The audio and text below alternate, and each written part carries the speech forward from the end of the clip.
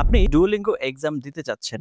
আপনার টার্গেট হচ্ছে 130 কিন্তু কেন এই স্কোর আপনি পাচ্ছেন না? বা কি ধরনের প্রবলেম হতে পারে? এখানে আপনার ল্যাঙ্গুয়েজ স্কিলের কি দরকার হতে পারে বা টেকনিক্যাল স্কিলের কি দরকার হতে পারে? কোন মিস্টেক গুলোর জন্য আপনি হচ্ছে 130 পাবেন না সেই বিষয়গুলো নিয়ে আজকে একটু আলোচনা করব। Before that welcome to our channel Blueberry BD.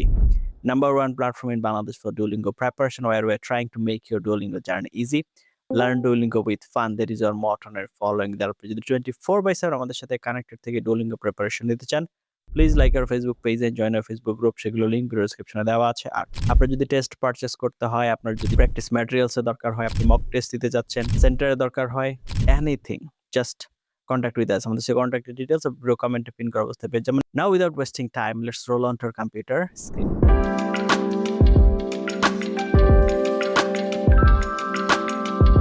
তো চলে আসলাম আমরা কম্পিউটার স্ক্রিনে। তো আজকে আমরা common mistakes in DET Duolingo English test for target 130, তার মানে হচ্ছে আপনার টার্গেট 130। সেক্ষেত্রে নর্মালি আমরা যে মিস্টেকগুলো করে থাকি এই বিষয়গুলো নিয়ে আজকে আমরা একটু আলোচনা করব এবং ভালোভাবে বোঝার চেষ্টা করব। তো আপনার প্রথমেই বুঝতে হবে আপনার যদি আমরা 130 দরকার হয়, আপনার ডুওলিঙ্গো ইংলিশ টেস্টে 130 দরকার, তাহলে দরকার কি কি? নাম্বার 1 স্ট্রং ইংলিশ, তার মানে আপনার ইংরেজি ভাষার যে দক্ষতা সেটা কিন্তু মোটামুটি ভালো লেভেলেই থাকতে হবে। ফাস্ট থিংকিং, এটা আপনার কগনিটিভ স্কিল। আপনি যদি দ্রুত চিন্তা করতে না পারেন তাহলে কিন্তু পিছিয়ে যাবেন। ক্লিয়ার প্রনাউন্সিয়েশন, হ্যাঁ আপনাকে ভালো উচ্চারণ করতে হবে। অ্যাকুরেট টাইপিং, দ্রুত টাইপিং এবং অ্যাকুরেট থাকতে হবে। গুড আইডিয়া ডেভেলপমেন্ট, আপনি যেন ভালোভাবে বিভিন্ন আইডিয়াকে লিঙ্ক করতে পারেন এবং নতুন আইডিয়া ইন্ট্রোডিউস করতে পারেন, সেটা আপনাকে হচ্ছে এনশিওর করতে হবে। স্মার্ট টাইম ম্যানেজমেন্ট, আপনি যেন সময় অনুযায়ী কাজগুলো করতে পারেন। এই সবগুলো স্কিলের দরকার যদি আপনি 130 কে টার্গেট করতে চান, আদারওয়াইজ কিন্তু আপনি পারবেন না। তো maximum students, many students know English, অনেকেই ইংরেজি জানে, মোটামুটি ভালো ইংরেজি জানে, তো সেক্ষেত্রে বাট স্টিল ক্যানট ক্রস 120-30, এই যে স্কোর এ পর্যন্ত রিচ করতে পারে না because of repeated mistakes.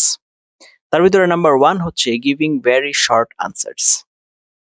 Many students answer speaking or writing questions with only 1 to 2 sentences. Don't do that. এই 1 থেকে 2 সেন্টেন্সে যদি আপনি আনসার করেন তাহলে তো হবে না। ব্যাড এক্সাম্পল দেখেন, describe your favorite teacher. She was kind, I liked her. এইভাবে যদি আপনি আনসার দেন তাহলে আপনি কখনোই ভালো স্কোর করতে পারবেন না। This answer is too short and lacks development. তাহলে বেটার এক্সাম্পলটা কি দেখেন, My favorite teacher was my English teacher in high school. She was extremely supportive and always encouraged students to speak confidently.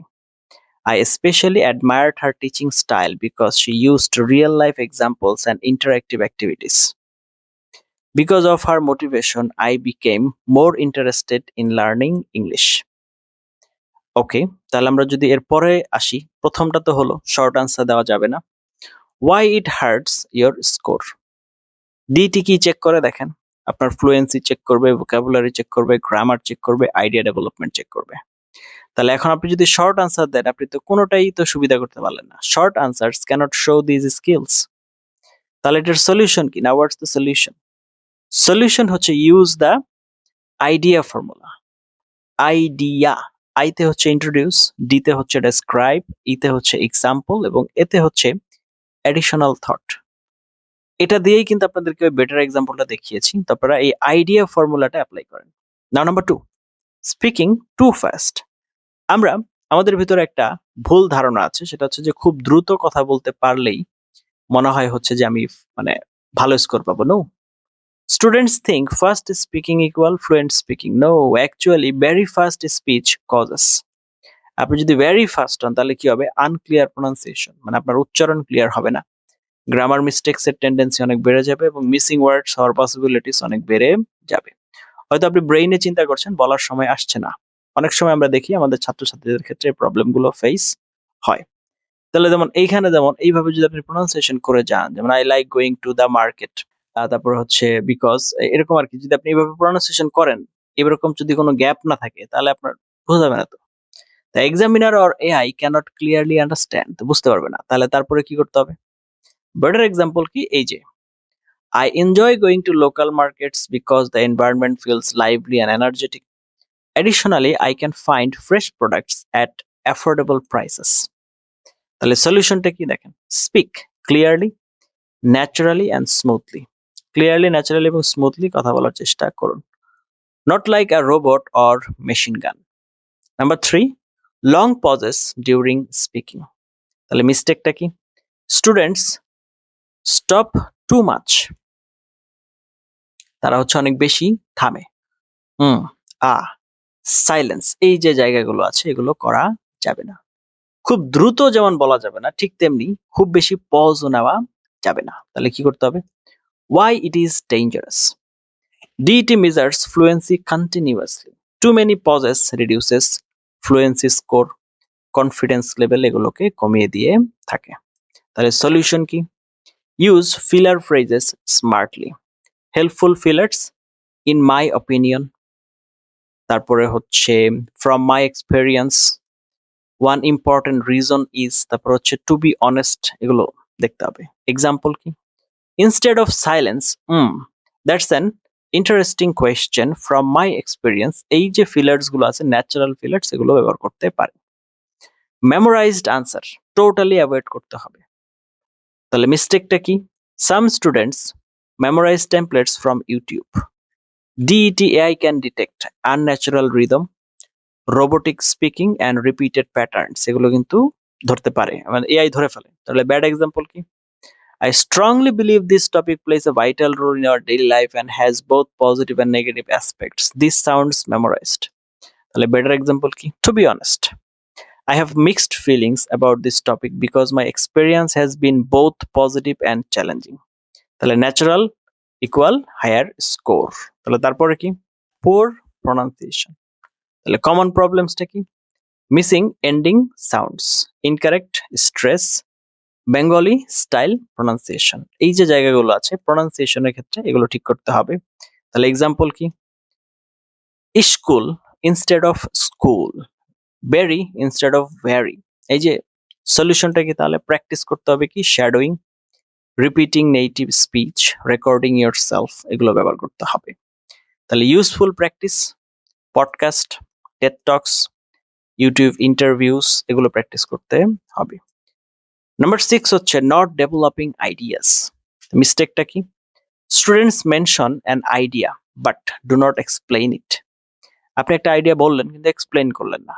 Week example দেখেন, I like technology because it is beautiful.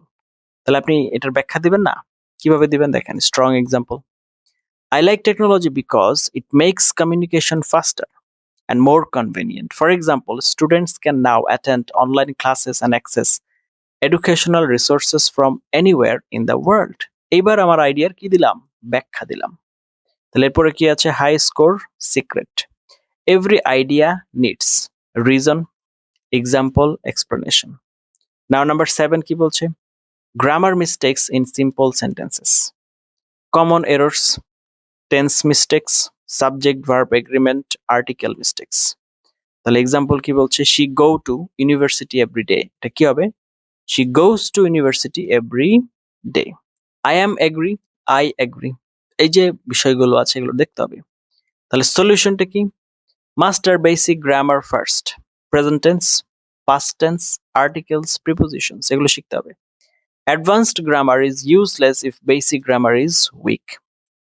তারপরে কি বলছে দেখেন, number 8, using very basic vocabulary, weak vocabulary. আপনি যদি এই যে word গুলো আছে যেমন গুড, তারপর হচ্ছে ব্যাড, নাইস, বিগ, স্মল, এগুলো বেশি বেশি ব্যবহার করেন, সেক্ষেত্রে আপনার স্পিচ উইক হয়ে যাবে। তাহলে বেটার ভোকাবুলারি কি, গুডের ক্ষেত্রে বেনিফিশিয়াল, এক্সেলেন্ট, ব্যাডের জন্য হার্মফুল, আনপ্লেজেন্ট, বিগের ক্ষেত্রে ইনর্মাস, ম্যাসিভ, স্মলের ক্ষেত্রে টাইনি, কম্প্যাক্ট। এরপর কি example, the movie was very good, the movie was extremely entertaining and emotionally engaging.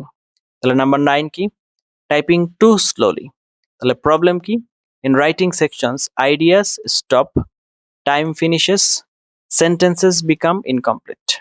ওকে, তাহলে তারপরে কি সলিউশন, প্র্যাকটিস কি, typing speed, punctuation, keyboard accuracy, target 35 to 50 word per minute minimum. Now number 10, ignoring spelling mistakes. Example কি, এই যে এনভায়রনমেন্টের ক্ষেত্রে এটা ভুল করে ফেললাম, এন দিলাম না। আচ্ছা, গভর্নমেন্টের ক্ষেত্রে এন দিলাম না, এগুলো করা যাবে না। Why important? Frequent spelling errors reduce কি করবে? লিটারেসি স্কোর কমিয়ে ফেলবে, রাইটিং কোয়ালিটিকে নষ্ট করে ফেলবে। Number 11, not understanding the question properly, মানে হচ্ছে কোয়েশ্চেনকে প্রপারলি আন্ডারস্ট্যান্ড করতে না পারা। মিস্টেক কি? Students answer a different topic. তো হচ্ছে কোয়েশ্চেন কি বলছে? Describe a difficult challenge.